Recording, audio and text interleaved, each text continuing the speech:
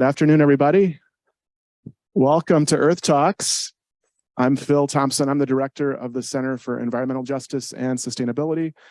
I'm also a professor here in the Department of Civil and Environmental Engineering. I'd like to welcome you to our 4th annual Earth Talks in person. How about that? Nothing wrong with that. We also have some folks online. I want to welcome our guests that are online as well. So we have a great show for you today.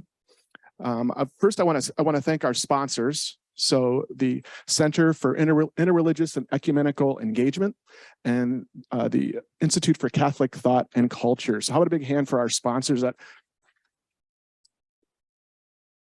helped provide the food today. So absolutely help yourself to the food and take some home with you if you want to. So I'm going to get us started here with our land acknowledgement.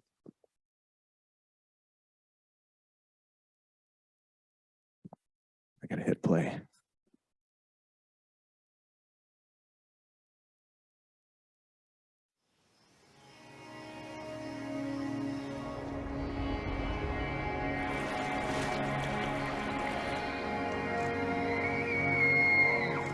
Hash Chesh Eskol.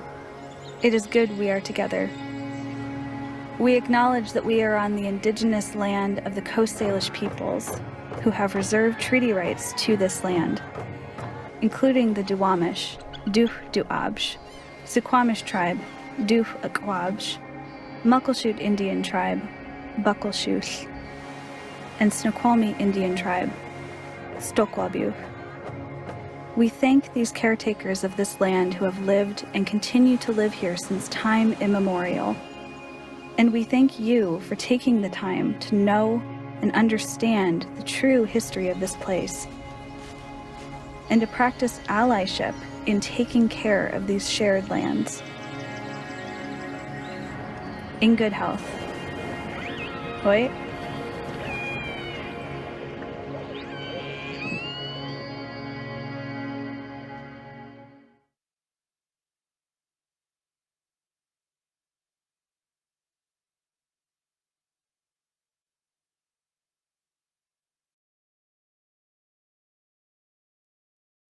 Okay, so I want to thank the Seattle International Film Festival and the Snoqualmie Tribe for providing that land acknowledgement for us. So if you'd like to follow along with the program today, you can go to earth-talks.org. You'll notice that some remarks by our provost, Shane Martin, are on the list, and Shane is not feeling well today, and so he sends his best wishes, but he will not be joining us.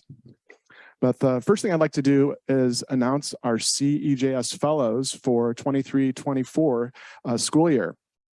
And so we had a lot of applicants this year, and it was a tough decision, but we had a panel of 5 folks that went through the different applications, and I'm happy to announce that our 2023-24 Gary Chamberlain Fellowship will be going to Gabe Veltri and Olivia Roberts.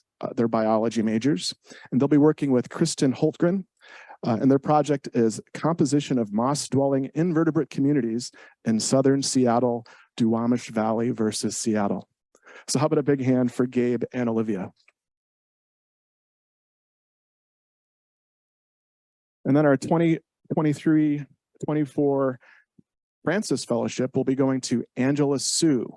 Angela is a nursing major, and she'll be working with Professor Jamie Navetta. Her project is examining sexual and reproductive health education strategies and their impact on measures of social sustainability. So how about a big hand for Angela? So before we get to our first Earth Talks, you know how this works. We're going to have a whole bunch of 5-minute presentations. I thought that I would try to bring us a little bit of hope here in the face of climate change. I think a lot of times we get a little discouraged, I don't know, when we hear about news related to climate change. And so this was discouraging news back in 1969. So something called the Cuyahoga River outside of Cleveland, Ohio, caught fire. And this caught people's attention, you might say.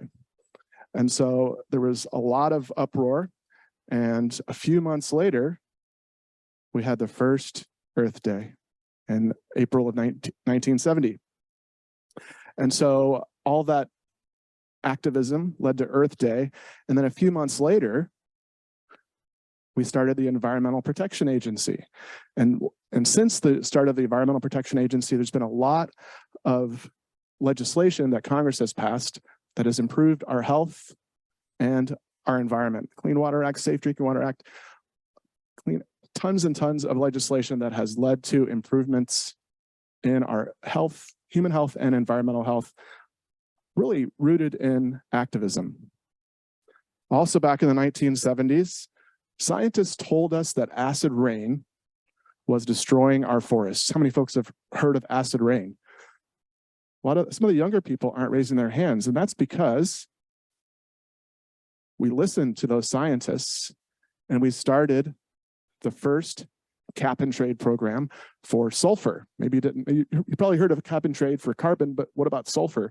So that was the first example, and the economics of cap and trade were proven back then. And also in 1970, the 1970s probably wouldn't have happened without hairspray. But there was a little bit of a problem with that hairspray. You know what I'm getting to, don't you? CFCs, chlorofluorohydrocarbons.